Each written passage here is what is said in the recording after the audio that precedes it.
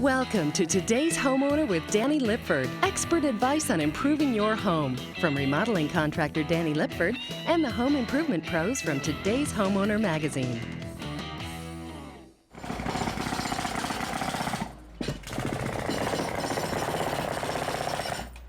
Well, sometimes in remodeling, you have to take out the old before you can get to the new. Well, that's exactly what we're doing with this concrete patio. Over the years, it had settled to the point that water was standing right in the middle of the slab, creating kind of a dangerous situation when you're walking across it, as well as not a very attractive surface. We'll be replacing it with another concrete slab that'll be sloped properly to allow the water to run off, but it'll have a score joint and stained and sealed finish on it that's been very popular for outdoor areas as well as inside the home.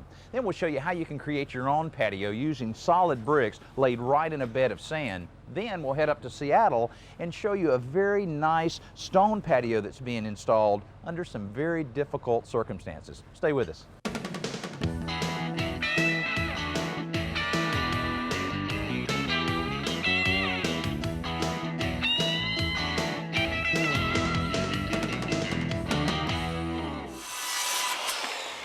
Well, the old patio is gone and the new concrete's been poured. The carpenters have even gotten a start on the new handrails. Now it's time for scoring concrete. To talk with us about it is Robert Stockton. Robert, first of all, looks like we've got a great slab. We do. The guy did everything just right. He gave us a nice slope for the rain to fall off. And more importantly to our process, we have a nice smooth surface. Yeah, you just about have to have that smooth surface for this technique you're about to talk about. Right. First of all, what is scored concrete?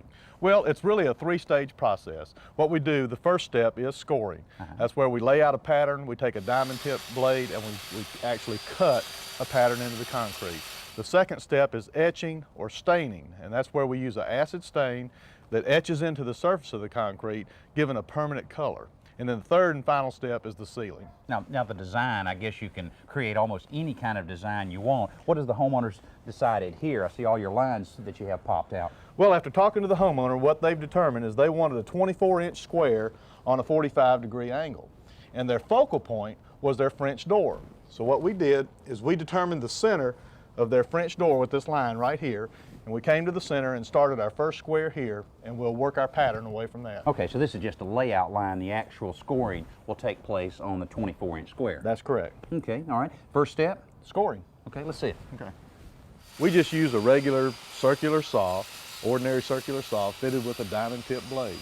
We have our own special guide attached to it that attaches to our straight edge that assures good straight cuts on all the many parallel lines that we have to make. We try to maintain 1/8 of an inch or less in the depth of our cuts, and that just allows us to do it a little quicker, and also assures that when we start and stop, we can always start and stop in the same groove, and you'll never see our starting and stopping point.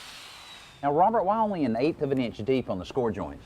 Well, what we're trying to do is we're trying to give the illusion of the pattern without going too deep, because if we go too deep, we're going to collect dirt and trash. So we try to maintain within 1/8 of an inch. Okay, that makes sense. Now, we're dealing with a regular concrete slab, but what is the cost involved in scoring with this type of pattern?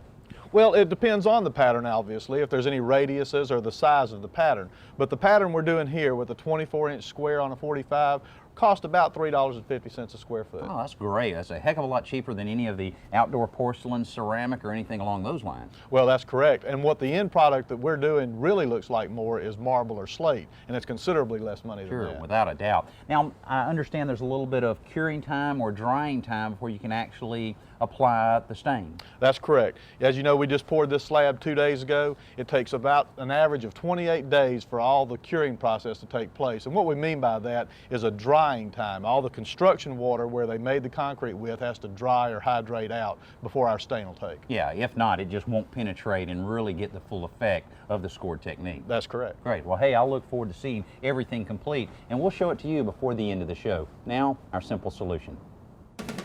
Get ready to review your fix-it list as Danny and Today's Homeowner magazine repair and maintenance editor Joe Truini show you this week's simple solution. Brought to you by Dodge. Now, if you do much work in your shop or your garage, you're bound to make a mess. Most people use a broom and a dustpan to clean up the dust and debris you find in a workshop, or they'll use a wet dry vac like this one here. But the problem with a wet dry vac is you have to tow the machine all over the shop, and it doesn't roll very well, and it's not very convenient. What I've come up with is a better way, a more convenient way to use the vacuum to clean up the floor. What I took is a wand from the vacuum, and I screwed it to the wall using two perforated metal straps that you can get at any hardware store. Simply use 4 drywall screws to attach the strap to the wall, and then at the end I put a floor sweep nozzle. And then all you need to do is hook the vacuum up to the wand, flip on the power, and it automatically sweeps it up. I'm ready for you, Joe. All right, let me hook it up. Flip on the switch, and you can start sweeping.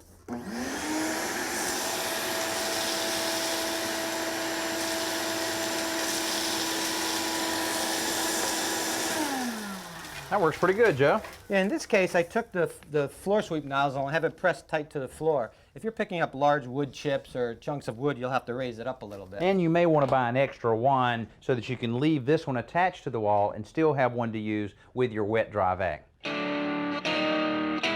Another option for a patio surface around your home is to use bricks. There's just so many different kinds. You're bound to find one that really blends in well to the exterior of your home. Now, one method of installing a brick patio is to pour a concrete slab like we did in the earlier segment, and then apply the bricks to the surface of the slab using an exterior adhesive. Now, you can butt them right together or put mortar joints around them. But now a far easier way of doing that is to use compacted sand, apply the bricks right over it, and wash the sand around the bricks. I did this recently and it turned out great. Take a look. We start by measuring and marking the patio area, then it's time to start digging. First, we move dirt from the upper side of the area to the lower side to reduce the natural grade of the lot. We also remove debris like these bricks from an old makeshift step. The square point shovel allows you to create a flat, smooth surface in the excavated area. Now check the level periodically by setting the level on a 2x4 laid across the space. Raking also helps to level out the loose dirt and will expose any roots or rocks. Now, since our patio will adjoin the steps, we start by attaching our first board there, leveling it and nailing it to a stake at the other end. The side boards nail to either end of the first board. Now check the corners with a framing square, then check the level on the side boards, keeping a slight downhill grade. Make sure the grade is the same on both sides by laying a 2x4 across the two sides and setting a level on top of it. Now you can see we have most of our final grading taken care of here. I'm trying to get all of the roots that we possibly can, any kind of grass or anything out from under where we're going to put the bricks down. It's real important because sooner or later this will continue to grow and cause you some problems. Now you'll see that we have 3 of our perimeter 2x4s already installed, and what we've done here is this is a 12-foot 2x4 and we've left it long on both sides, but we were careful to cut this one exactly the width we need so that we won't have to cut any bricks once they're installed. Next, we shovel sand into the area and rake it to a rough grade. Then smooth out the sand with a screed board that's offset the thickness of 1 brick. Now, after screeding across like that, we can start laying our first course of bricks, and you can use your screed board as a straight edge as you're dropping the bricks in. Now, as I said, we're going to do a basket weave pattern here where you'll put 2 in one direction, then 2 in the other direction, just like that. Now we'll have a little space here that we'll fill with sand later on, and then you just keep gauging them along, keeping your board nice and tight. And the rest of the work is just laying brick after brick.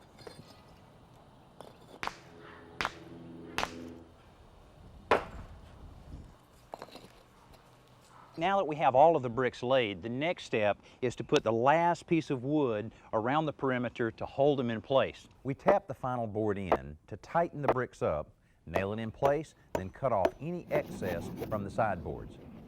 Okay, now the last step in really securing the bricks is to actually spread sand over it and then take a water hose or a broom and just wash it in. Now we're about to get a little bit of a rain, so we won't have to worry about using the water hose on this. So I'll just spread some sand over the top of it.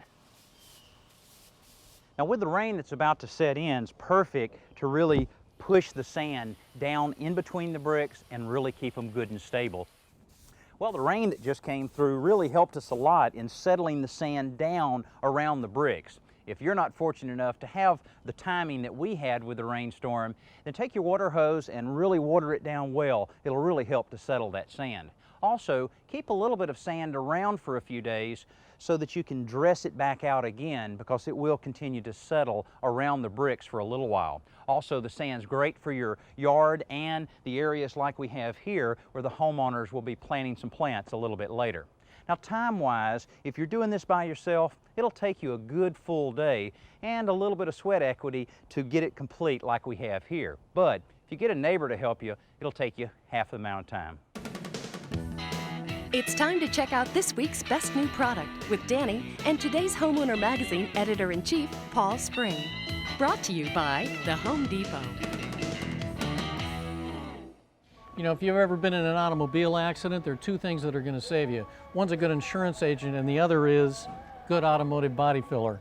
And that's what this is, Bondo. Now, we've used Bondo a lot on repairing small areas on the exterior of the house, and Bondo must have been listening because they're really focusing on the home now. Now, what I've purchased here for $22 is a tub and shower repair kit, and they've included all kinds of things and everything you need for that repair of your tub or shower. We've got the resin, we've got the fiberglass cloth, we've got even a brush to apply it with, sandpaper to sand it off, and even several different colors so that you can match exactly the color you have on your tub or shower. Also, this can be a very complicated process, so they've included a good complete set of instructions to make sure you do the job right.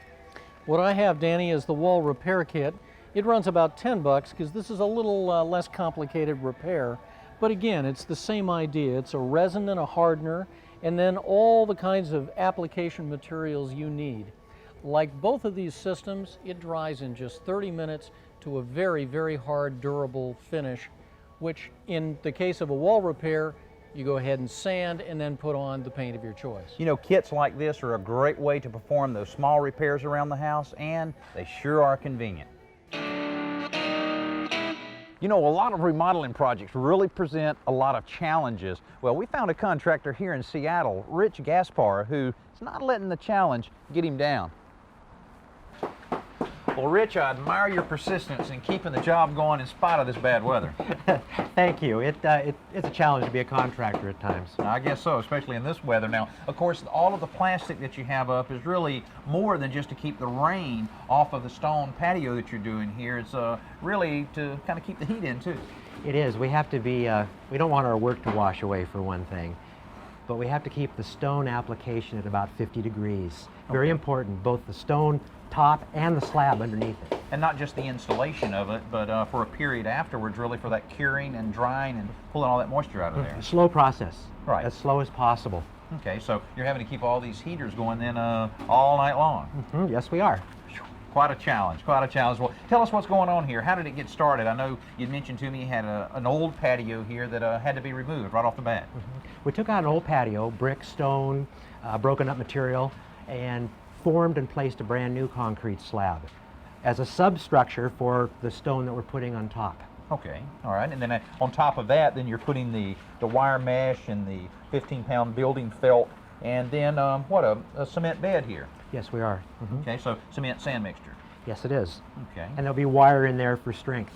Okay, and I noticed earlier that the installers had used a screed board to really screed everything nice and flat and still maintain that slope away from it, and now they're into the real artistic part of it. Very much so, yes. With all the irregular stones and trying to fit in the jigsaw puzzle This there. is very much a hand-applied process. Yeah, I can sure see that, and it takes quite a while in order to take care of all that. And I see I have a piece of the stone here. Of course, this is runs for anywhere from 3/8 of an inch to, I see some pieces even an inch thick here. It's pretty random. Okay, all right.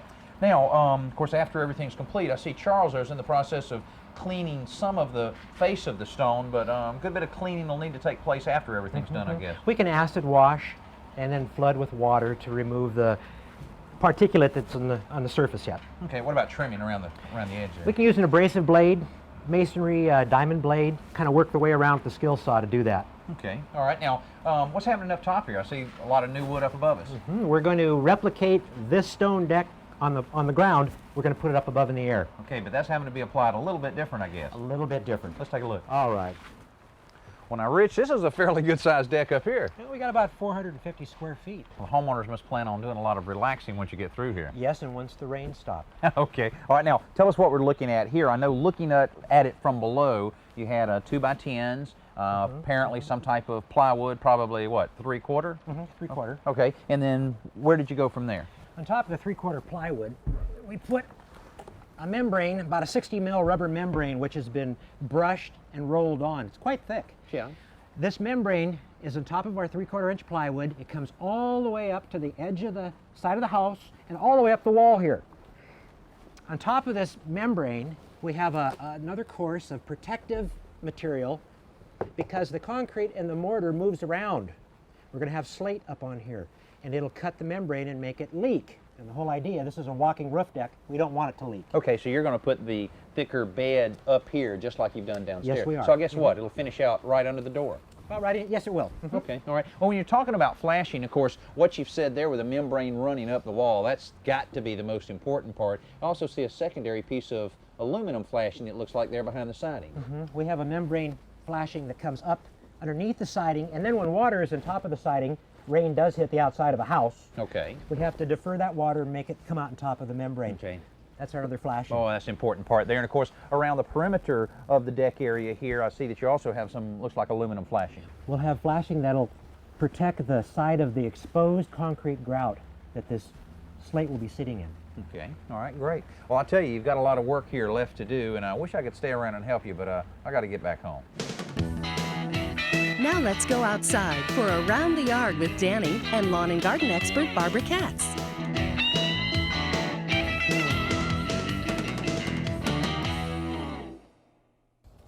A lot of people struggle with parts of their yard that have very dense shade.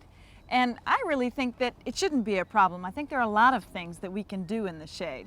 I have a situation at my house, a lot of shade trees, and no grass would grow under it, even St. Augustine. But when I planted Asiatic jasmine, it just flourished, worked great. That is a wonderful ground cover, but I'm not sure how well that'll do further north. It grows wonderfully in the south.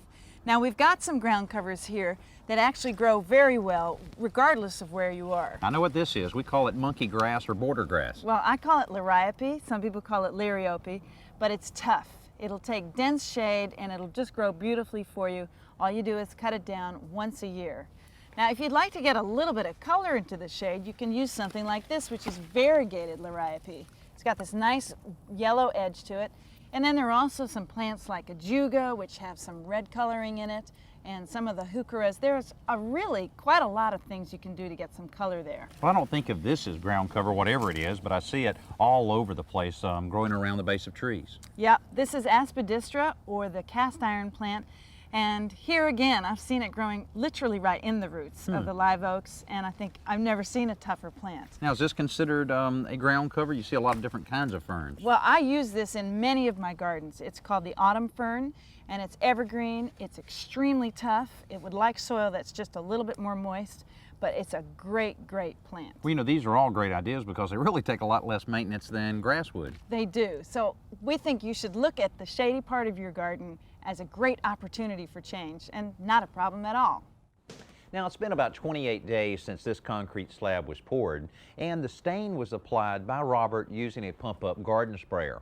Now, after the stain completely dried, they came back and washed off the surface again. Once it gets dry enough, they'll be applying a clear sealer that'll protect this slab for many, many years. Also, the carpenters and painters have completed all of the work on the handrails, which really serve a nice finishing touch to this whole patio. Now we've looked at scored concrete, we looked at do-it-yourself brick patio and stone patios. Hopefully we've been able to give you some ideas you can use around your home. I'm Danny Lipford, and we'll see you next week here on Today's Homeowner.